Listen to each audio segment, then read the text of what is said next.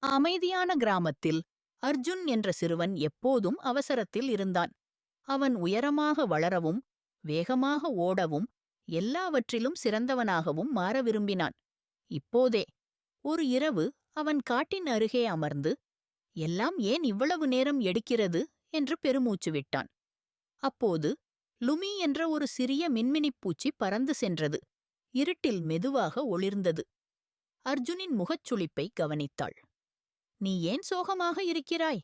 லுமி கேட்டாள். "உன்னைப் போலவே நானும் பிரகாசிக்க விரும்புகிறேன். ஆனால் என்னால் இன்னும் எதுவும் செய்ய முடியாது," அர்ஜுன் சொன்னான். லுமி சிரித்தாள். "ஒரு காலத்தில் நானும் விரைவாக பிரகாசிக்க விரும்பினேன். ஆனால் நான் நன்றாக சாப்பிட வேண்டும், ஓய்வெடுக்க வேண்டும், இறக்கைகள் வளர வேண்டும், சரியான நேரத்திற்காக காத்திருக்க வேண்டும்.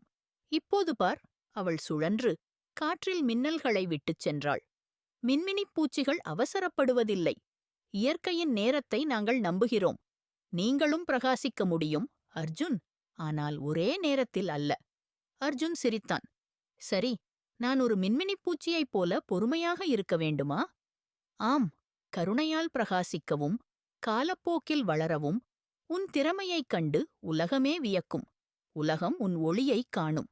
அன்று இரவு நட்சத்திரங்களின் கீழ் அர்ஜுன் கற்றுக்கொண்டது. இயற்கையை அவசரப்படுத்த முடியாது. பொறுமையாயிரு, மென்மையாயிரு. உன் நேரம் வந்தா நீயும் ஒளிர்வாய்.